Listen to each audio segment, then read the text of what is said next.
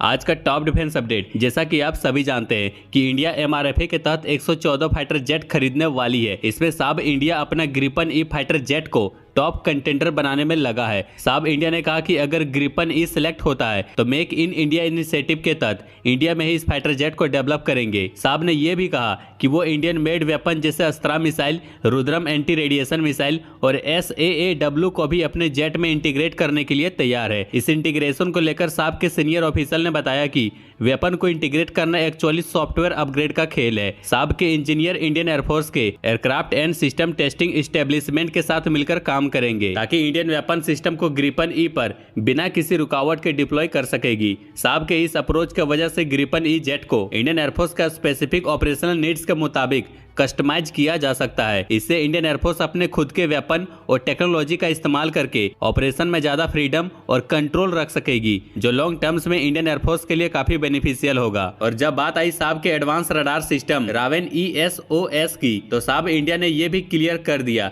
कि यह radar Italy की कंपनी लियोनार्डो ने डेवलप किया है और लियोनार्डो साब के प्लान्स में फुल सपोर्ट दे रहा है। मतलब ग्रिपन ई में रडार इंडियन नीड्स के मुताबिक कस्टमाइज होने में कोई दिक्कत नहीं होगी। साब की यह प्रपोजल इंडिया के लिए एक यूनिक अपॉर्चुनिटी है जिसमें एडवांस टेक्नोलॉजी और इंडियन मेड वेपन का कॉम्बिनेशन मिलता है। लेकिन अब देखना है कि क्या इंडियन एयरफोर्स ग्रिपन ई को MRFA के लिए सिलेक्ट करता है या नहीं। इंडिया अपनी एंटी रेडिएशन मिसाइल रुद्रम 1 को लेकर डीआरडीओ ने एक नया टेस्ट प्लान किया है जो दुश्मन की एयर डिफेंस को सीधे हिट करने के लिए डिजाइन की गई है। अब डीआरडीओ इसका एक्सीलरेटेड एजिंग टेस्ट यानी AAT कंडक्ट कर रहा है, जो मिसाइल की सेल्फ लाइफ और लॉन्ग टर्म रिलायबिलिटी को समझने का तरीका है। अब आपके दिमाग में ये सवाल होगा कि AAT टेस्ट क्या होता है। तो देखो, AAT में मिसाइल को +60 डिग्री सेल्सियस जैसे हाई टेम्परेचर पर रखते हैं। ऐसे एक्सट्रीम कंडीशन में टेस्ट करना जरूरी है ताकि पता चल सके कि रियल वर्ल्ड कंडीशन सिचुएशन यानी कि गर्मी या ट्रॉपिकल क्लाइमेट में मिसाइल कैसे परफॉर्म करेगी। देखा जाए तो रुद्रम 1 इंडियन एयरफोर्स के लिए एक गेम चेंजर है। सुखोई 30 मार्क आई फाइटर जेट के साथ इंटीग्रेट होने वाली यह मिसाइल दुश्मन के रडार और जैमर को डिस्ट्रॉय करने के लिए बनी है। यह मिसाइल दुश्मन के रडार सिग्नल को डिटेक्ट करने के बाद उसे लॉक कर देती है, यानी कि टारगेट पे डायरेक्ट फोकस होता है और फिर वो सिस्टम को न्यूट्रलाइज कर देती है। तो जरा सोच के देखिए, जब दुश्मन की रडार और डिफेंस सिस्टम डिसेबल हो जाएंगे तब इंडियन एयरफोर्स के जेट आराम से ऑपरेशन कर सकेंगे बिना किसी थ्रेट्स के। ये AAT टेस्ट डीआरडीओ के लिए बहुत जरूरी है क्योंकि इस टेस्ट के जरिए यह चेक की जाएगी कि रुद्रम 1 मिसाइल का प्रोपल्सन सिस्टम और प्रोपेलेंट समय के साथ डिग्रेड या खराब ना हो जाए। जब मिसाइल को स्टोर किया जाता है तो उसकी स्टेबिलिटी और रेडीनेस बहुत जरूरी होती है। अगर मिसाइल का प्रोपेलेंट या प्रोपल्सन समय के साथ कमजोर हो जाता है तो उसकी इफेक्टिवनेस को प्रभावित कर सकता है जब इसे किसी मिशन के लिए लॉन्च किया जाता है। रुद्रम 1 का यह टेस्ट सिर्फ मिसाइल की सेल्फ लाइफ नहीं है बल्कि भारत की एयर डिफेंस और रेडीनेस को भी बूस्ट करेगा। आखिर एक रिलायबल मिसाइल वो मिसाइल है जो राइट टाइम पर अपने टारगेट को हिट कर सके।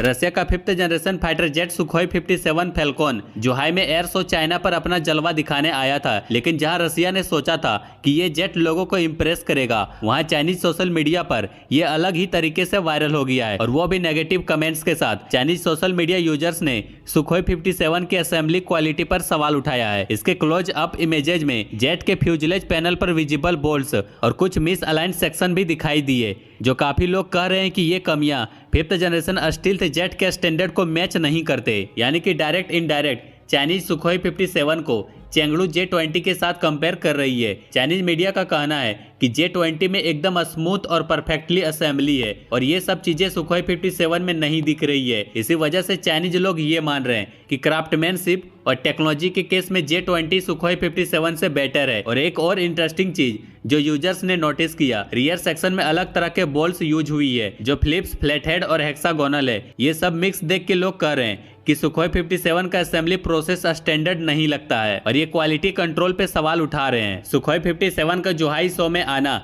रशिया के लिए एक अपॉर्चुनिटी थी ताकि अपने डिफेंस कैपेबिलिटी को शोकेस कर सके। लेकिन इस बैकलॉस के बाद चाइना और ग्लोबल मार्केट में इसका रेपुटेशन इंपैक्ट हो सकता है। डिफेंस एक्सपोर्ट में ऐसे कंपैरिजन काफी क्रिटिकल हो सकते हैं। अगर लोग J-20 को बेटर मान रहे हैं तो चाइना ग्लोबल स्टील्थ मार्केट में और भी स्ट्रॉन्ग पोजीशन में आ सकता है।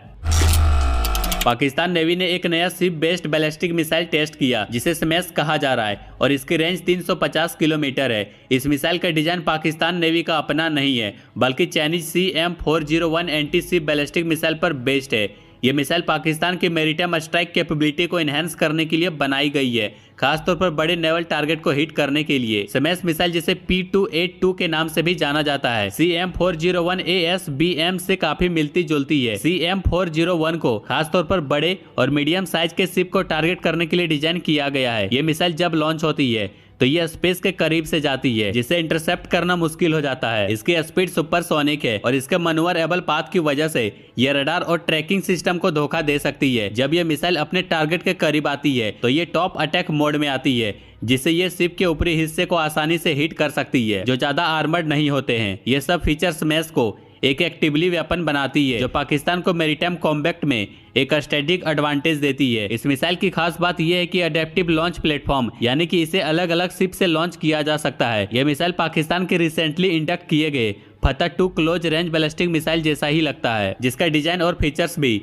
चाइनीज CM401 के जैसा ही है। ये सब दिखाता है कि चाइना और पाकिस्तान की डिफेंस पार्टनरशिप काफी गहरी हो गई है और चाइना काफी एक्टिवली पाकिस्तान को ऐसे एडवांस सिस्टम दे रहा है, वरना पाकिस्तान को खुद डेवलप करने में काफी टाइम लगता। इस नई मिसाइल की वजह से पाकिस्तान के पास ऐसे एडवांस कैपेबिलिटी आ गई है जो रीजनल नेवल बैलेंस को बदल सकती है। अब इंडिया को अपने नेवल और मिसाइल डिफेंस सिस्टम को और एक्सेलरेट करना पड़ेगा, ताकि इस ग्रोइंग ASBM थ्रेट्स का एक्टिवली काउंटर किया जा सके।